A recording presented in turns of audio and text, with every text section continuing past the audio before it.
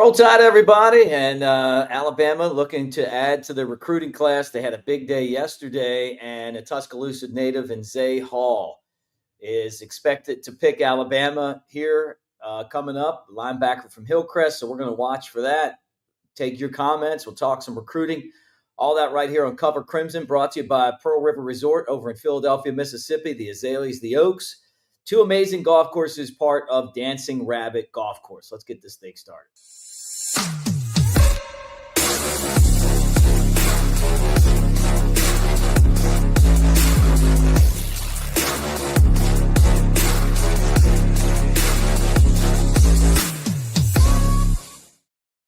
All right, there's Clint Lamb. I'm Mick Gillispie. Great to talk to you guys today. And it's always fun to sit here and watch Alabama add to the recruiting class. They're expected to get a 3-star linebacker in Zay Hall. But let's just start with what happened yesterday, Clint, kind of a recap of the two players that Alabama added. Yeah, first of all, it could end up being a really good 10-day period for Alabama. Like, I was looking at it, and you've got, obviously 5-star running back is Xavier Crowell. He ended up committing yesterday. 4-star tight end, top 100 recruit, Max Suter. He ended up picking Alabama just a couple of hours later. You've got Zay Hall going today, a 3-star linebacker out of Alabama. But, starting on Sunday, you've got Xavier Griffin going on Sunday, making his selection. You got Owen Cable, a 3-star wide receiver, is going to be picking on Monday. Tuesday, you got 3-star wide receiver Brian Williams. You got Cedarian Morgan coming after that. Then you have both Nolan Wilson and Boobie Feaster. Both of those two guys are going to be committing on July 4th.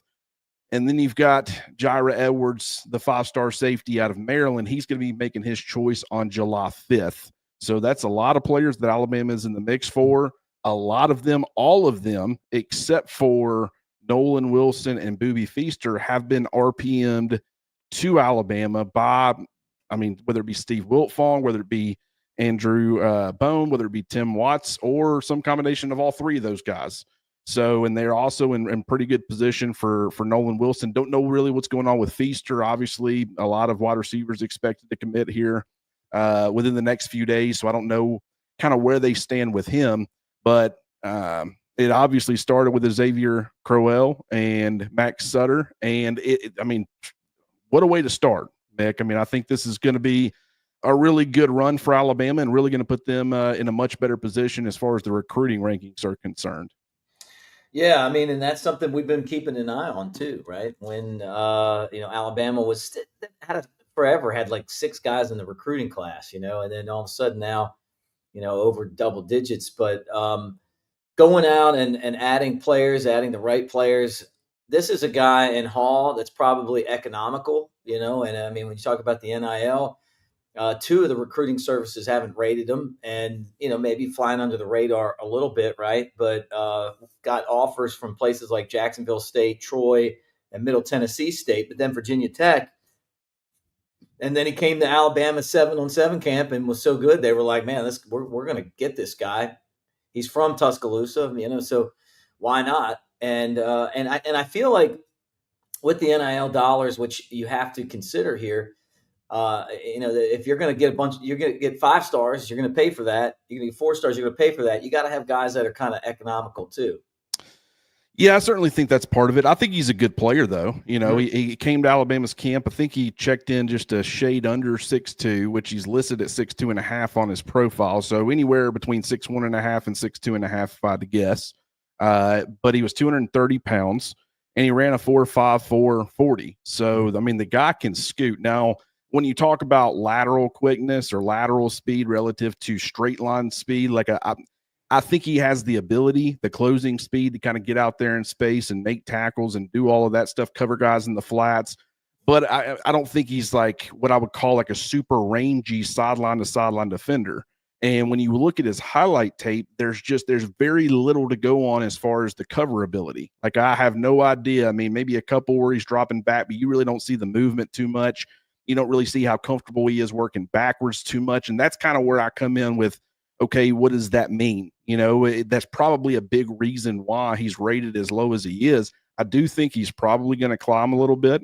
But I mean, do I think he's going to be one of these guys that pushes for 4-star status? I mean, no, not necessarily. But I do want to remind people, Jalen Moody was another guy who was ranked pretty far down there. I mean, he was ranked outside the top 1,000 players when he was coming, out of South Carolina. They had a guy by the name of Vernon Jackson, a 4-star athlete who was committed.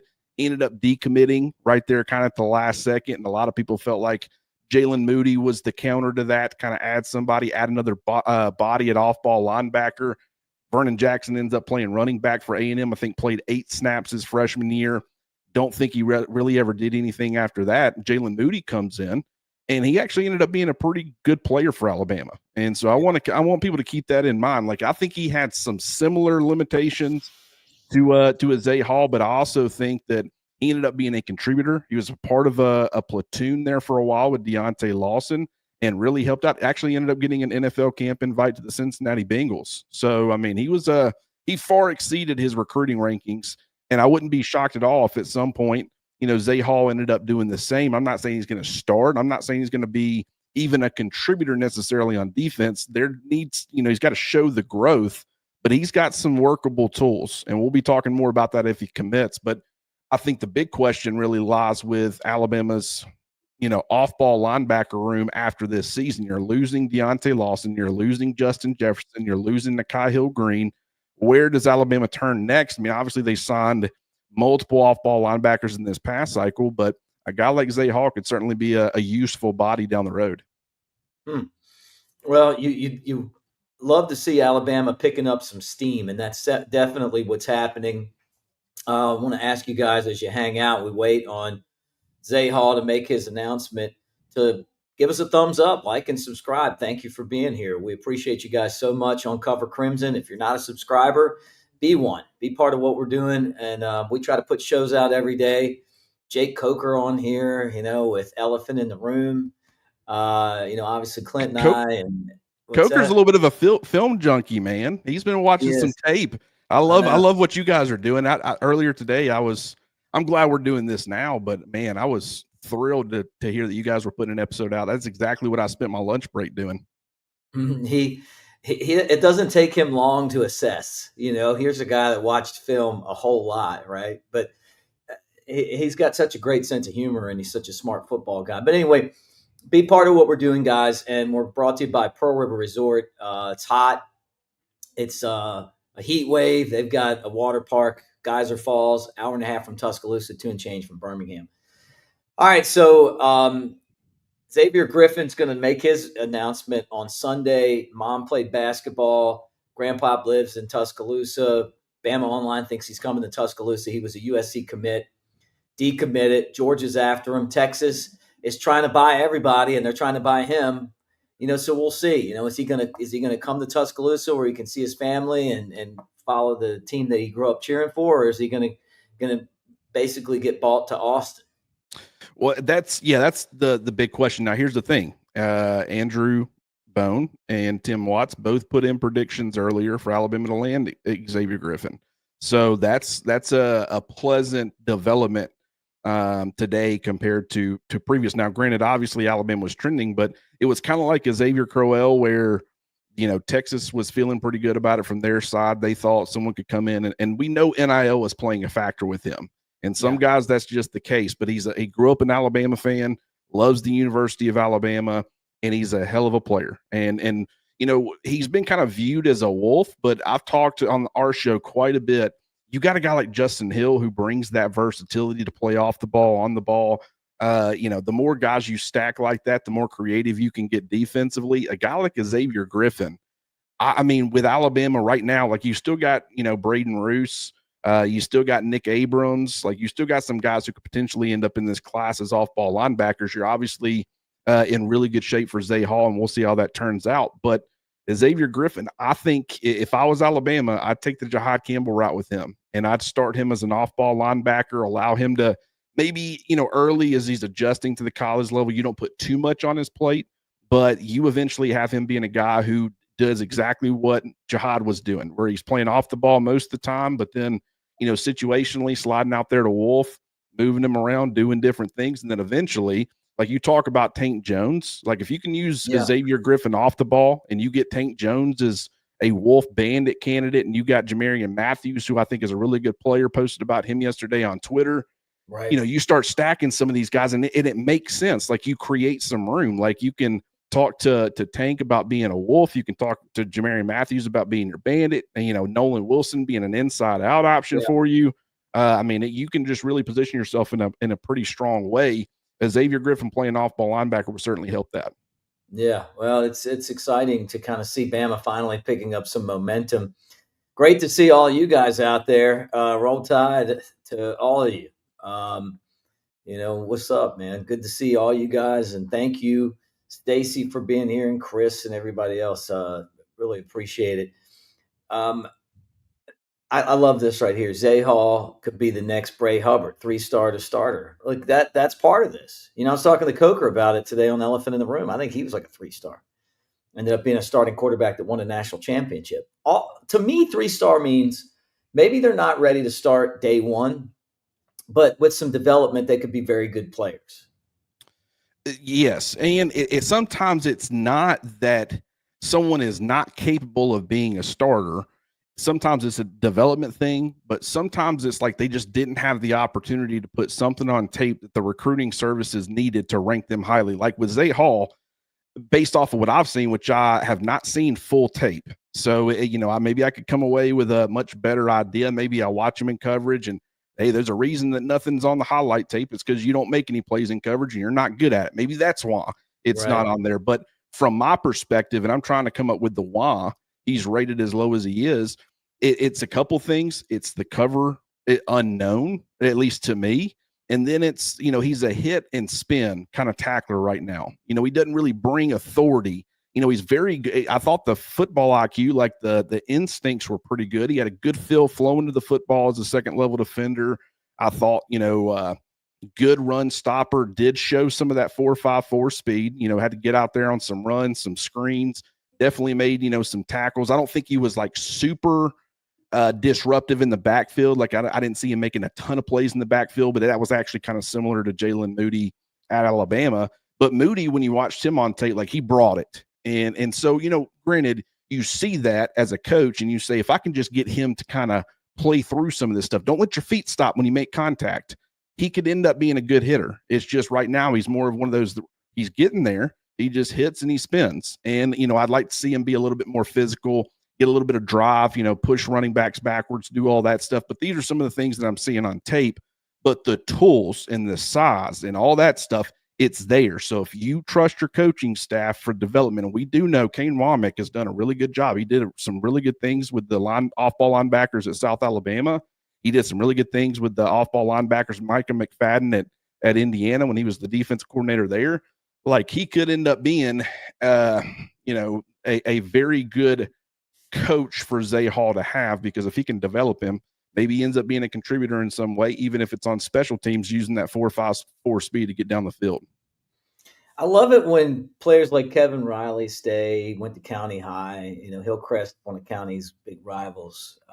Zay Hall played football there. Brian Robinson was a guy from Hillcrest that played at Alabama. When you're from Tuscaloosa and you're going to be a Division I football player at that level, you love to keep those guys in town because they totally get what it means to be an Alabama Crimson Tide player. That's exactly right. And we talk about in-state. What about in-city, right? I mean, like let's make it even more local. And I do want to point out, we talked about the in-state recruiting yesterday and just bringing Xavier Crowell, kind of getting the ball rolling with him, but we think they're in really good shape with a lot of these guys. I just want to read this list again and just talk about where some of these guys are from. You got a Xavier Crowell, Alabama kid. You got Zay Hall, very local. But you got Xavier Griffin from Georgia. You got Owen Cable from Tennessee. You got Brian Williams from Florida. Cedarian Morgan, once again, in-state guy. But you got Nolan Wilson from Mississippi. Everybody, it's not just the state of Alabama. It seems like maybe Kalen DeBoer and this coaching staff can recruit the South, because they're going to a lot of different places right now to get a lot of these kids. But they're also doing a very good job in-state. So when everything is at your disposal, the in-state you can do well at, the South, you can do well in, and you can go to California and a lot of these places, go up to Maryland to get some players, go up to the Northeast. I mean, there's no corner of this here United States that this coaching staff can't get to and help build this Alabama roster. The thing that you have to be impressed with is that out in California, like all these kids want to come and play for Kalen DeBoer and his staff. And they got to know him at Fresno State and Washington. Relationships matter. And when Nick Saban took over at Alabama, remember there were a lot of players early that were coming from Louisiana because that's where they knew him and they had relationships there and people believed in him. You can see that DeBoer is starting to turn the corner now with the in-state players at Alabama. It's not all about him though. The NIL is part of this, and you got to have money to be able to pay these guys, or it's going to be all the Texas schools, Texas Tech and Texas A&M, because they have all that oil money. But relationships do matter, and the fact that they trust this staff. So,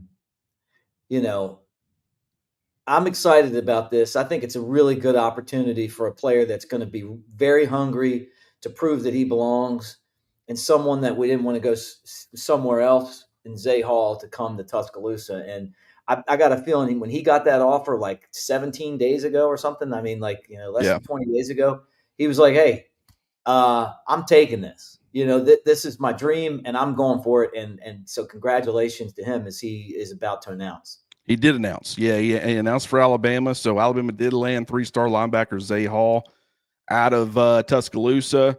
Once again, anywhere between 6'1.5" and 6'2", about 230 pounds, 4'5", 440. So the guy can move. Like the lateral quickness, but I think he could stand to improve there a little bit. But I mean, the guy, he's a good player. I understand it. He's good working downhill. Just want to see what he can do from a coverage standpoint. So, but this isn't just about Zay Hall. This is obviously a nice get for Alabama. They really needed a second-level defender in this class. But the next, you start to turn your attention moving forward, and it's like, okay, where else can Alabama get some help? Because once again, as we've already mentioned, Alabama's losing a lot at off-ball linebacker after this year. So where do they turn to? I mean, they got Duke Johnson in this past class who's got a lot of upside. Luke Metz. Abdul Sanders is a guy who really generated some buzz in the spring. You got Caden Jones, who's now going into his second season, showed a lot of promise as a first-year freshman this past season. So they got somebody's, and you can always go to the transfer portal. Yeah. I mean, obviously, Nakai Hill-Green, that's where he came from. We've seen them do it before. Henry To'o, like they can recruit, they can go that route if they need to get off-ball linebacker help. But a guy like Zay Hall, he adds another body. He's a developmental piece. We'll see how he develops. Can certainly help the back end of your depth chart, especially in this new era of college football where it's harder to keep depth. But then you start to turn your attention and say, maybe could Xavier Griffin end up playing off-ball linebacker and then being a guy that you just play situationally out on the edge? I mean, if that's the way you approach it, and then you can get a guy like Tank Jones, who's got Wolf Bandit capability, and then a guy like Jamarian Matthews, who's definitely a power end. I mean, you can really start to stack not only pass rushers out there on the edge or potential pass rushing options, but you're also helping your off-ball linebacker depth as well and adding somebody who could maybe potentially come in and contribute pretty early. Chuck Morrell, part of the recruiting process for Alabama, picked Alabama over Jacksonville State, Troy, Virginia Tech, Middle Tennessee State, Ole Miss, Arkansas, Mississippi State, Maryland, and Memphis. That list is going to continue to grow because just because you said you're going to Alabama, you still have time to go somewhere else. It's just part of the process for him that today he decided that he was going to pick Alabama, and that's a great thing for the Crimson Tide. So another recruit. So that's 3 in the last 2 days. And then next up, we're looking at Xavier Griffin, who is a 5-star. This is another super elite player. That's on Sunday.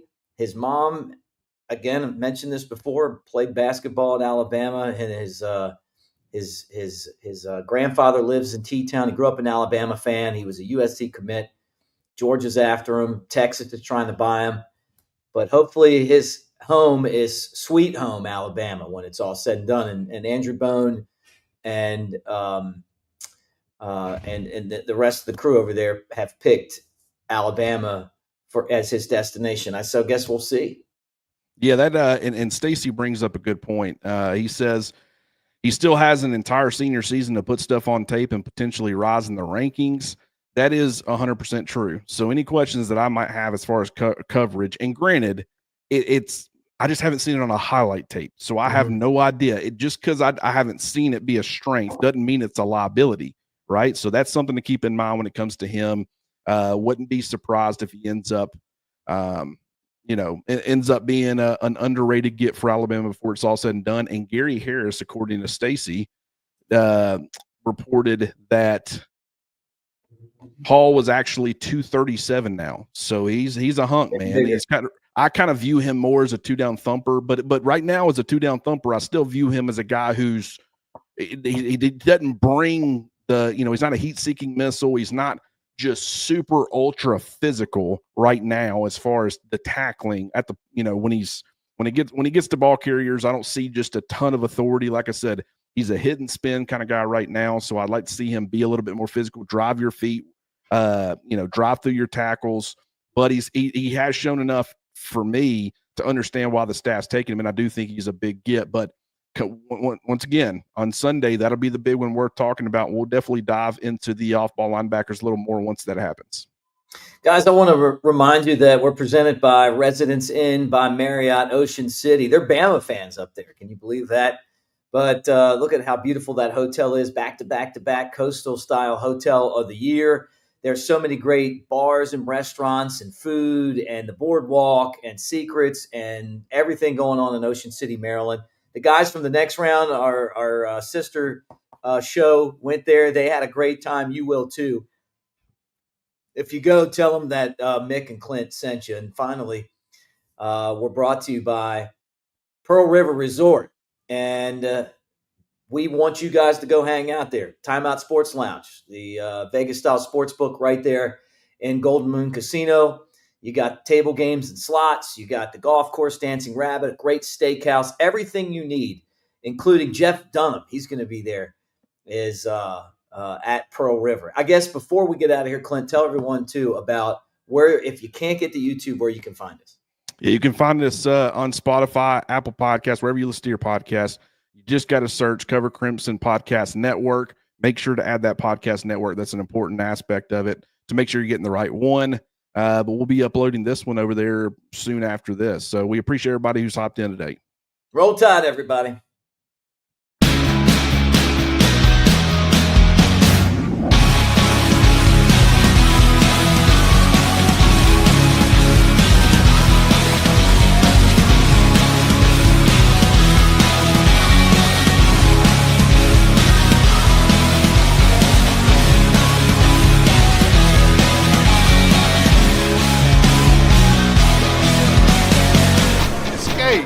To Pearl River Resort.